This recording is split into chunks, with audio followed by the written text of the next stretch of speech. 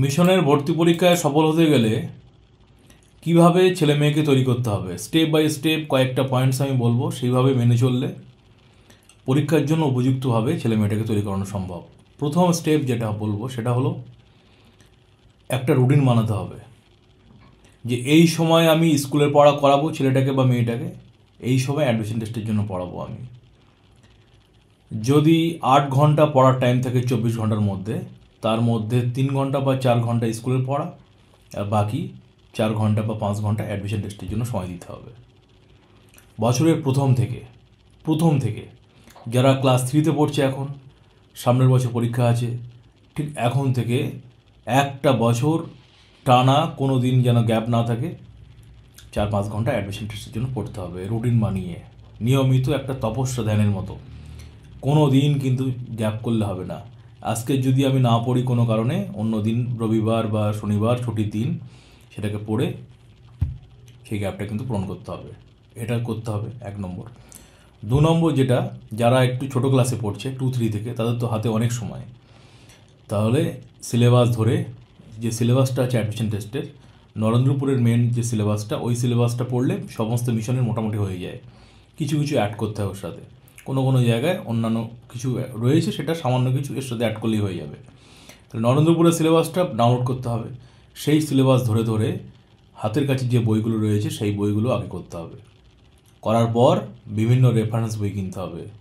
এক একটা সাবজেক্টের জন্য, অঙ্কের জন্য 4-5খানা, বাংলার জন্য 4-5খানা, ইংলিশের জন্য 4-5খানা রেফারেন্স বই কিনতে হবে। সিলেবাসের মধ্যে যেটা আছে সেটাকে ধরে ধরে 4-5টা রেফারেন্স বইতে করতে হবে। এইভাবে বাচ্চাদের তৈরি করাতে হবে। 2 নম্বর হলো। 3 নম্বর যেটা করতে হবে সেটা হলো ছেলে মেয়েদের যা পড়াতে হবে সেটাই লেখাতে হবে। যা পড়াতে হবে সেটাই কিন্তু লেখাতে হবে। যদি না লেখানো হয় তাহলে কি হবে, ভালো করে তৈরি করালেও পরীক্ষার সময় টাইমের ব্যাপার থাকে, সেই টাইমের মধ্যে শেষ করতে পারবে না। যে বানানগুলো ভুল যাচ্ছে পরীক্ষার সময়, মানে বাড়িতে যদি সেই ভুলগুলো রেকটিফাই না করা হয়, পরীক্ষার সময় সেগুলো সব ভুল হবে। তাহলে টাইম ধরে বাড়িতে করা, টাইম ধরে, ঘড়ি ধরে টাইম ধরে করা। প্রথম টাইম মেনটেন হবে না, আস্তে আস্তে ওটা লাইনে আসবে এবং যা পড়বে তাই লিখবে। যদি 4 ঘন্টা অ্যাডমিশন টেস্টের জন্য পড়ে, 1 ঘন্টা লেখার কাজে ব্যয় করা হবে। এবং যেটা লিখবে সেটা ছেলে মেয়ের পাশাপাশি বাবা মা তার পাশে বসে, ছেলেটা বা মেয়েটার পাশে বসে বাবা মা বা শিক্ষক যিনি বাড়িতে পড়াবেন তিনি চেক করবেন। বাচ্চা দেখবে কোথায় ভুল হচ্ছে, দরকার পড়লে ওকে দিয়ে চেক করাতে হবে, ও ভুলটা ধরতে পারছে কিনা দেখতে হবে। যে ভুলটা হচ্ছে সেটাকে আরও 3বার 4বার 5বার লিখতে হবে। এটা 3 নম্বর। 4 নম্বর পয়েন্ট যেটা খুবই গুরুত্বপূর্ণ সেটা হলো কি, যে প্রত্যেকটা ছেলে মেয়ে অঙ্ক, ইংলিশ, বাংলা যেমন শিক্ষক মশাই বাচ্চাকে বোঝান ঠিক ক্লাসের মধ্যে, ঠিক একইভাবে বাচ্চারা অভিভাবকদের বোঝাবেন। বাবা মাকে বোঝাতে হবে বাচ্চাদেরকে, বাবা মা বাচ্চাদেরকে বোঝাবে, বাচ্চা বোঝার পর সেটা বাবা মাকে বোঝাবে। যদি বাবা মা বুঝতে পারেন তাহলে ভাবতে হবে ছেলে মেয়েটা বুঝে গেছে, পরীক্ষা লিখে আসতে পারবে। বাচ্চাদের বুঝতে হবে, মুখস্থ করলে হবে না। যাদের টার্গেট রামকৃষ্ণ মিশন, তারা যদি বুঝে না পড়ে তাহলে পরীক্ষায় পাস করতে পারবে না, কারণ পরীক্ষায় প্রশ্ন ঘোরানো আসবে। যারা বুঝে পড়বে তারা কি করবে, প্রশ্ন ঘোরানো আসলে, অজানা প্রশ্ন আসলে লিখে আসতে পারবে। যারা মুখস্থ করে পড়বে তারা কি হবে, যে প্রশ্নটা মুখস্থ করেছে ওটা আসলেই পারবে, বাকি আসলে পারবে না, অন্যান্য আসলে, বাকিগুলো আসলে পারবে না। সুতরাং বুঝে পড়তে হবে। আরেকটা পয়েন্ট সবথেকে গুরুত্বপূর্ণ, যখন যেটা পড়বে সেটা আঙুল দিয়ে পড়বে এবং জোরে জোরে মুখে সাউন্ড করে পড়বে। যদি চুপি মুখ বন্ধ করে আস্তে আস্তে পড়ে তাহলে কিন্তু হবে না। জোরে আমরা যখন ছোট ছিলাম, নিশ্চয়ই সবারই বাবা মা ছোটোবেলায়, আমাদের ছোটোবেলাটা এরকমই বলতো, জোরে পড়, আঙুল দিয়ে পড়। কিন্তু এখনকার বাচ্চারা জোরেও পড়ে না, খুব কম বাচ্চা আছে আস্তে আস্তে পড়বে, সাইলেন্ট করে পড়বে, সাইলেন্ট মোডে পড়বে, যাতে ভুলটা বাবা মা ধরতে পারবে না। ভুল ধরার জন্য নয়, জোরে পড়লে, আঙুল দিয়ে পড়লে মনোসংযোগ বৃদ্ধি পায়, পড়াটা তাড়াতাড়ি মনে থাকে। ঠিক আছে, আস্তে আস্তে মুখ বন্ধ করে পড়া যাবে না। আরেকটা পয়েন্ট যেটা খুবই গুরুত্বপূর্ণ, যাদের বয়স ছোট, 2-3তে যারা পড়ছো, তোমাদের যদি বাবা মা সময় বাড়িতে না দিতে পারেন, তাহলে অ্যাডমিশন টেস্টের জন্য পড়ান এমন কোনো শিক্ষককে দিয়ে তোমাদের বাড়িতে বা কোনো কোচিংয়ে হোক বা বাড়িতে হোক, অনলাইন বা অফলাইন ক্লাস করতে হবে। অ্যাডমিশন টেস্টের জন্য পড়ান এমন কোনো শিক্ষক দিয়ে। তাহলে কি হবে, পরীক্ষায় যে প্রশ্ন আসে, যে প্যাটার্নের প্রশ্ন আসে, সেগুলো শিক্ষক মশাই জানবেন, সেগুলো তোমাদের করাবেন, বাড়িতে বুঝতে এবং বোঝাতে তোমাদের সুবিধা হবে।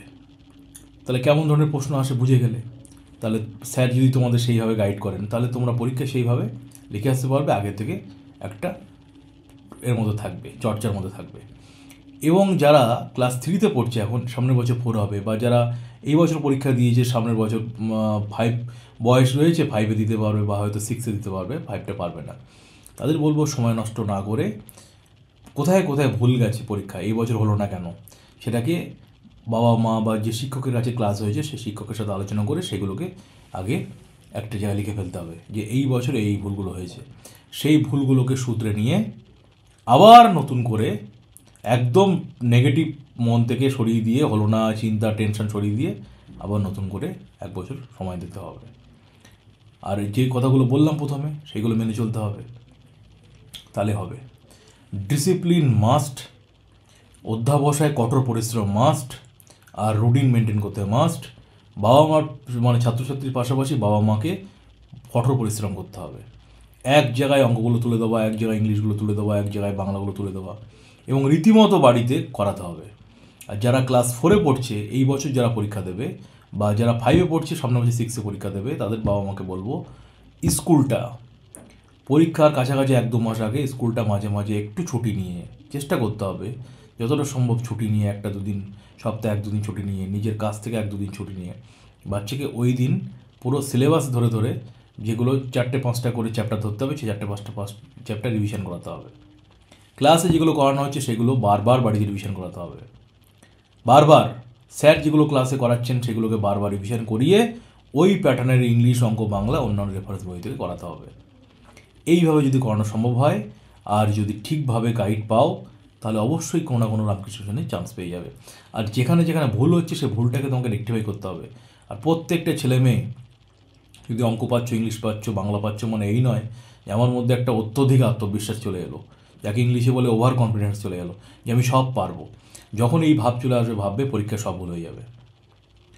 সবসময় মনে রাখবে যে আমি কিছু জানি না, আমাকে আরও শিখতে হবে ভালো করে, আমার অনেক জায়গাগুলো দেখতে বাকি আছে, ভালো করে পড়তে হবে।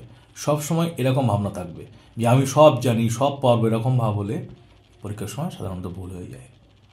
তাহলে স্টেপ বাই স্টেপ বলে দিলাম, মোটামুটি আরও অনেক পয়েন্টস আছে, কিছু কিছু পয়েন্ট বললাম, মেন পয়েন্টগুলো। এইভাবে যদি তোমরা তৈরি হও, অভিভাবকরা যদি তোমাদের তৈরি করান, তোমাদের বাবা মারা এবং শিক্ষকরা যদি ঠিকভাবে গাইড করেন, তাহলে অবশ্যই কোনো না কোনো মিশনে তোমরা চান্স পাবে, অবশ্যই। তবে একটা জায়গায় ফর্ম ফিল আপ করলে হবে না, 4-5 জায়গায় ফিল আপ করতে হবে। কেন স্যার এই কথা বললেন? কারণ দেখো কম্পিটিশান বিরাট। নরেন্দ্রপুরে যা সিট তার থেকে 1000 গুণ বেশি ছেলেরা ফর্ম ফিল আপ করছে। মেয়েদের যেখানে মিশন, বাগবাজার হোক বা অন্য জায়গায়, সেখানে যা সিট তার থেকে 1000 গুণ বেশি ফর্ম ফিল আপ করছে। তো সুতরাং তোমাকে 4-5 জায়গায় ফিল আপ করতে হবে। তুমি ভালোভাবে যদি নিজেকে তৈরি করতে পারো, ছাত্রছাত্রীদের উদ্দেশ্যে বলছি এবং অভিভাবকদের উদ্দেশ্যে বলছি, আপনারা আপনাদের সন্তানকে যদি ঠিকভাবে তৈরি করতে পারেন এবং শিক্ষকরা যারা বাচ্চাদের পড়াচ্ছেন তারা যদি ঠিকভাবে শিক্ষকদের গাইড করতে পারেন, তাহলে অবশ্যই বাচ্চাটা কোনো না কোনো মিশনে চান্স পাবে। তাহলে রামকৃষ্ণ মিশনে ভর্তি পরীক্ষা সফল হতে গেলে স্টেপ বাই স্টেপ যেগুলো বললাম এভাবে মেনে চলতে হবে, ঠিক আছে? তাহলে দেখবেন ছেলে মেয়েটা তৈরি হবে। আর টেনশন করলে হবে না, একদম টেনশন না। যারা টেনশন কারা করবে? যারা সারা বছর ফাঁকি দেবে, যারা কাজ ঠিকমতো করে না তারাই টেনশন করে। আর যারা ঠিকমতো পড়াশোনা করবে, কাজ করবে, ডিসিপ্লিন মেনটেন করে সব ঠিকঠাক পড়াবে, তাদের কোনো টেনশন নেই, হাসি মুখে পরীক্ষা দেবে। কারণ টেনশন খুব গুরুত্বপূর্ণ ব্যাপার। কারণ ভালো ছেলে মেয়েরাও টেনশন করতে গিয়ে পরীক্ষা সব ভুল করে ফেলে। বাবা মাদের অত্যধিক চাপ আর টেনশনের ফলে ছেলে মেয়েরা পরীক্ষার সময় সব গুলিয়ে আসে। তাই টেনশন কিন্তু করা যাবে না। আজকে তো খুবই গুরুত্বপূর্ণ একটা প্রশ্ন নিয়ে আলোচনা করলাম আপনাদের সাথে। স্টেপ বাই স্টেপ বলে দিলাম কীভাবে অ্যাডমিশন টেস্টের জন্য আপনি আপনার সন্তানকে তৈরি করাবেন। এরপরেও যদি আপনাদের কোনো প্রশ্ন থাকে ভিডিওর কমেন্ট সেকশনে প্রশ্নটা লিখতে পারেন। যদি সেই প্রশ্নটা প্রাসঙ্গিক হয়, সবার জানার প্রয়োজন মনে হয়, তাহলে ভিডিওর মধ্যে সেই প্রশ্নটা নিয়ে আলোচনা করা হবে। সবাই ভালো থাকবেন, সবাই ভালো থেকো, আর মন দিয়ে বাড়িতে পড়াশোনা করো। পরবর্তী ভিডিওতে, পরবর্তী ক্লাসে তোমাদের সাথে দেখা হবে।